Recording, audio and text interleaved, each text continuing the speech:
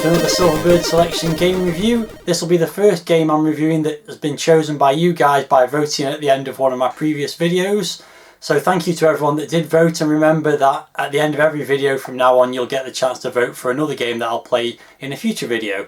So as you'll know from looking at the description of this video, the game that won that first vote was Olli and Lissa, which beat Spiky Harold by 8 votes to 4, I think. Olli and Lissa was released in 1987 on the Silver Range packaging. Very common game to find on eBay and other retro gaming stores. My copy cost me £2, so let's take a look at it. Here's the front cover of the game then. As you can see, quite colourful but not particularly well drawn. We've got a fairly nice castle in the background, but then in the foreground we've just got a guy who presumably is supposed to represent Olli shouting, and you can see right down his mouth, and 2 really terribly drawn ghosts behind it with broomsticks, I think that is, and the Olli and Lissa logo at the bottom there. So yeah, not one of the better Silver Range covers in my opinion. There's the Olli and Lissa on the spine as well. Image wraps around, of course, like most of these cassettes, and you can see there's a sort of shadowy graveyard in the background there. 2 screenshots which look very much like Spectrum screenshots to me. And the game is described as, today human beings are only scared of invisible ghosts, which really gives you no indication of what you're going to be doing in the game at all. Inside we've got the usual list of Silver Range games for the different systems. We've got the usual Silver Club membership form thing there, and then moving on we've got the game instructions. Olli and Lissa is copyright 1986 ISI, converted by Paul Johnson. And the game says, amongst the barren heights and rugged rocks of the Scottish Highlands there is the situated Shilmore Castle. The castle is under threat of being purchased and being shipped stone by stone to America by Eugene Portcullis III Jr., a mega millionaire. Sir Humphrey the Castle Ghost is upset by the prospects of forced emigration to the New World and decides that human beings are only scared by invisible ghosts, so that's the reference to what was on the back of the cover. You must collect 8 ingredients for a potion to make the ghost of Shilmore Castle invisible and save the day.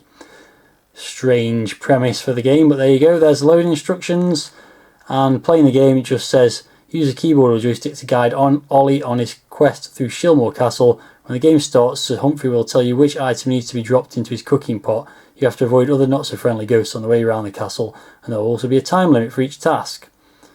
So not really anything about the controls there, but hopefully it's fairly straightforward. One thing also to mention for these instructions is someone back in the day has written a nice cheat poke there on the back cover there, which I'm not going to use because I haven't got an action replay cartridge. So here we have the loading screen, quite a nice image of a castle. As you can see it says Olli and Lissa, the ghost of Shilmore Castle. Shilmore is spelled differently to how it was in the instructions, so we'll find out when the game loads what the correct spelling is. As you can see in the bottom right hand corner, Sir 86 means this is another one done by Stephen Robertson. So that's at least 3 I think he's done now for the Firebird games I've reviewed so far. Quite a nice image, bit atmospheric, got the lightning bolts, got the castle, all sort of silhouetted, pretty nicely done.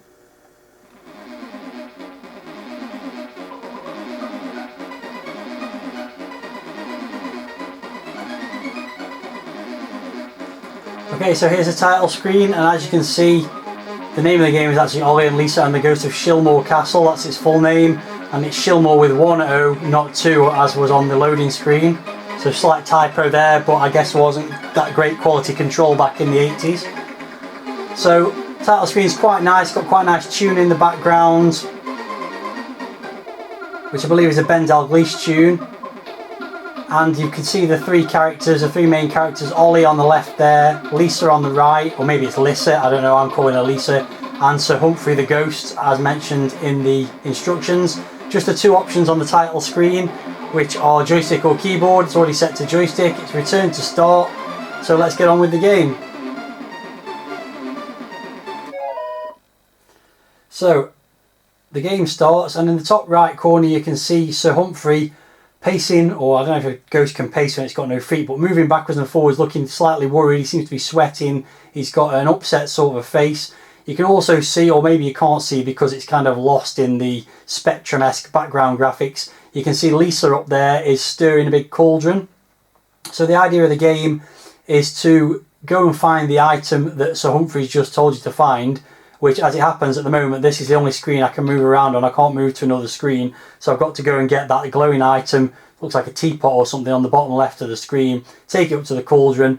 Any remaining energy, as you can see, is ticking down. Any remaining energy gets added to your score, and then you start again and go and look for another item. So we've got 2 enemies wandering around on the stage as well. Contact with them will kill you and send you back to the start of the stage, but you don't lose any lives. There are no lives, it's just this energy bar, although actually the energy bar is more of a timer as well, because if the energy runs out, the time runs out and the game's over. So just one other thing to demonstrate on this screen, because the most obvious way you would think to negotiate past this blue sort of ghostly monster thing at the bottom would just be to drop off the steps here,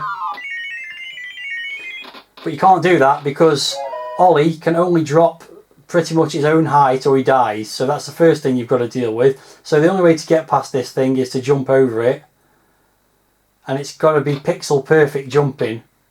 So I'll try and demonstrate that now. This could well go wrong right from the start.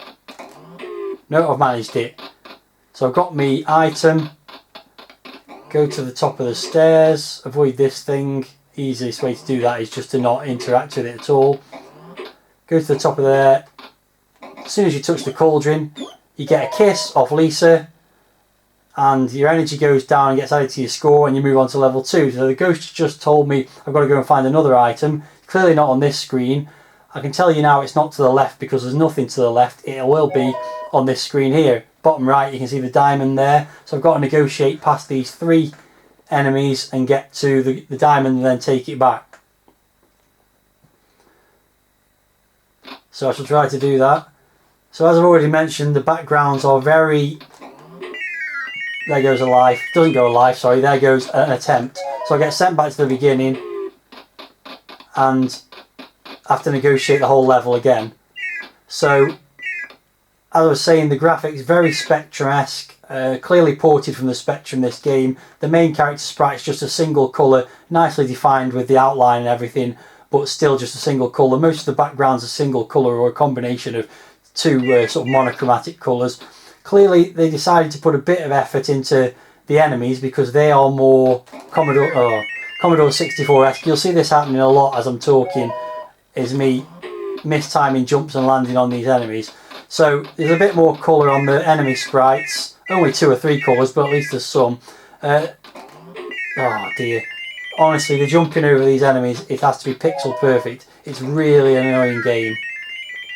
I'll get that off my chest right to start with. It's infuriating. So yeah, the 2 ghosts on the 2nd and 3rd floors of this look very much like cast-offs from Pac-Man. There we go, got past it. Luckily on the 3rd one here, you can just... Oh no, I've gone a step too far down. I was just going to say you can avoid that by just letting it go past you. And I totally forgot about the fact its head will touch you. Oh, God almighty. It's very difficult not to swear playing this game. As you can already see, it's very difficult to time the jumps. The slightest mistimed jump and you'll hit the top of the enemy, or you'll hit the front of it before you jump over it. So there we go, got the diamond. Now I've just got to get back. Again, you can avoid this purple ghost, one of the 2 Pac-Man rejects, by just jumping up the stairs when it's at the other end of the level, and then you can do the same here as well to avoid jumping over that one. So that's the best way to get around the levels, is just avoid jumping rather than trying to tackle them wherever possible. Oh no, I'm running really low on energy now as well. So when you've got the item, it reverts you back to the bottom of the stage, but the rate I'm going, I'm going to be lucky to even complete this stage now. Yeah, I'm almost certainly going to run out of energy before I get back to drop the item in the cauldron. I've got very little left. I won't even get to the top of these stairs and it'll be game over, I think. Yeah, there we go, that's game over. So that was disastrous. So the game over screen is this amusing sequence of Ollie getting hit by the ghost with a broom about 10 times. Once or twice probably would have been enough for the purposes of this. So I'll start again. I won't show you the first stage again. I'll revert back to the second stage, make my way through the first stage quickly, and then we'll talk through and go through some of the other stages.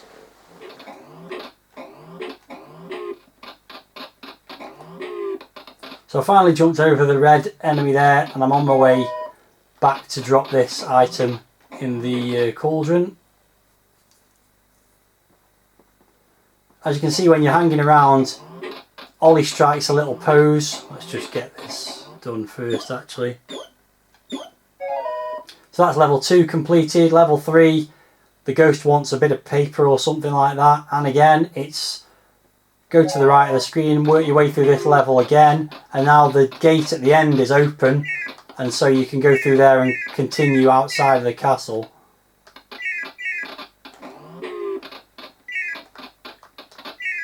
Oh, that was annoying. Couldn't get down the steps in time. Oh, that was just a waste of time. Yeah, so as I was saying, he does have a few cute little animations, Ollie. When you stand still for a while, he sort of stops and taps his feet. And also when he gets hit, he'll also get upset and sort of look a bit angry. So that's quite cute. The animation and the graphics are quite cute, to be fair. Now this third stage, it's dead easy this. It's literally just jump over these things. The bats aren't really in the way anyway, apart from the pink one in the middle. Very monochromatic, spectrumy graphics all around here. They didn't even bother using more colours on the bats. But very easy to get the parchment. And then, yeah, you guessed it, all the way back through this stage and back to the beginning to drop it off in the cauldron. It's a very tedious idea for a game in that for every level you have to go back through the levels you've already traversed and then get through one additional screen and then and then go back through them all again. And yeah, it's bloody infuriating. Okay, so back to the beginning.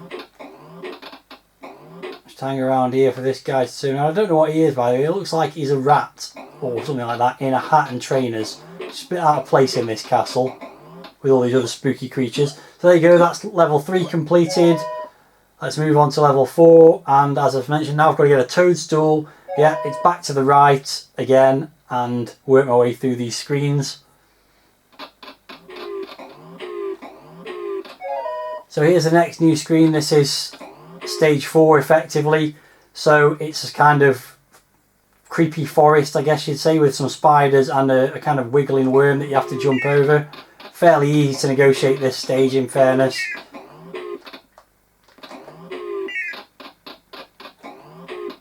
They do seem to have made the most difficult stage the second one, which is the one you have to traverse loads of times. So, mention the graphics, very spectrumy graphics. The sounds are not great either. Kind of a rattling sort of sound for the footsteps and a squeaky sort of jumping sound, and that's about it. So not great. They're not terrible, but they're nothing spectacular. None of the game's spectacular, let's be honest.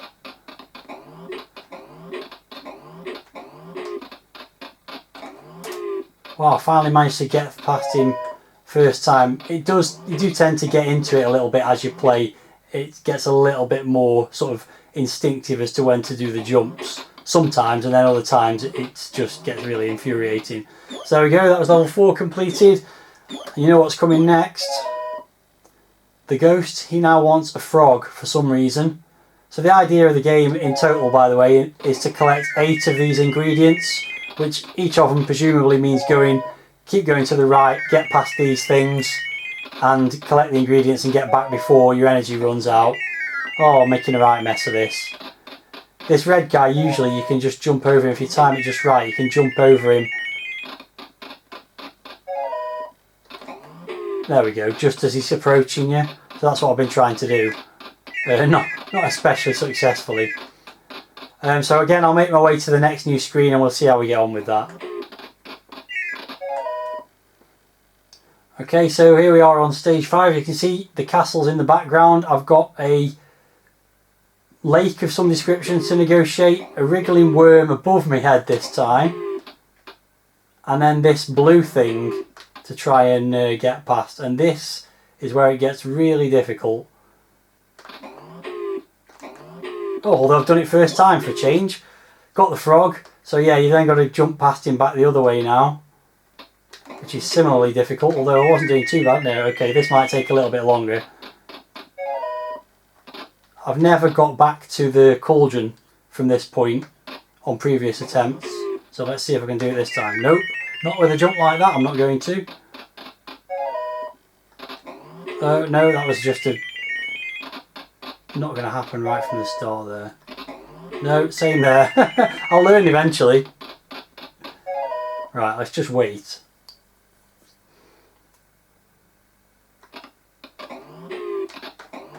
Yes, got past. Now all we've got to do is get past the worm. Which is fairly straightforward, you just wait for him to go over the top of you there.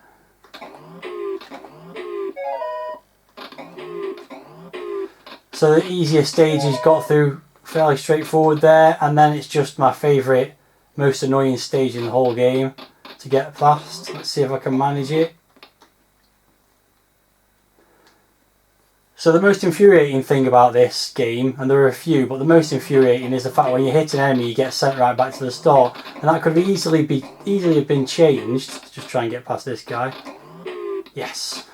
By you just losing a bit more energy when you hit an enemy, and that would have made it such more of a playable game than it is. Just that simple change would have made it, you know, it's still challenging because if you hit an enemy you lose energy more quickly, but it would have made it a lot more enjoyable to play than the current way of playing it. So here we go, this is the furthest I've ever got actually. Now I've got to get a skull on stage 6, so let's see how I get on. No, not well to start with. So as you'd expect, I've now got to make my way back through stage 5 to get to stage 6. Which I've managed to do. So this is the furthest I've ever got in the game. Now what on earth is going on here? Well, let's start by jumping over there. Okay, that seemed to work. So I've got to get that skull somehow. I'm guessing I'm going to have to drop down to the bottom, but probably go over here. And then back this way maybe? No. We're in uncharted territory here. Oh, well, he's got me, so that's not a good start. We've got a couple of new enemies here as well. We've got kind of a flying thing on the left. We've got a... Well, maybe I just drop off here, do I? Nope. I thought that was unlikely. I have no idea how to get across this. It's got to be there. I don't know where to jump next. It's got to be back this way. Oh, there we go, okay. Yeah, we've also got a ghost who's kind of waving his finger a little bit or something. I'm not really sure what's going on. Oh, come on, as if he's not... Where do I jump next then? I've got no idea. This is not going to go well, and there's no chance I'm getting off this screen. So you're going to see game over fairly soon. This is crazy. It must be back over here for sure. Is it then over here? It is. And then I've got to go and jump across all the bottom ones, presumably. Just hang around here as my energy slowly drifts away. There we go, that's how you do it. Is this guy going to get me now? Of course he is. Oh my god. Well, this is just ridiculously difficult. Well, this certainly gives you some more platforming action than most of the other screens. But I'm still not sure exactly how to do it.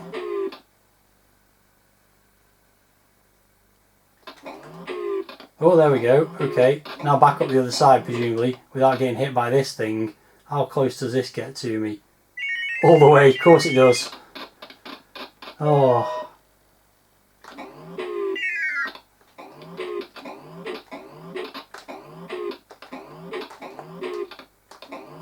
Right, so I got the skull. Now all I've got to do is get back, which does not look easy. Could I jump up here to get back? Yeah, I'm never going to get past that though, am I? So have I got to make my way all the way back through what I've already been through? Not entirely sure. I'm never going to get the chance to find out, in all honesty, because... No, there's no way I'm getting past that thing, so I must have to go all the way back the way I came, which is even more infuriating.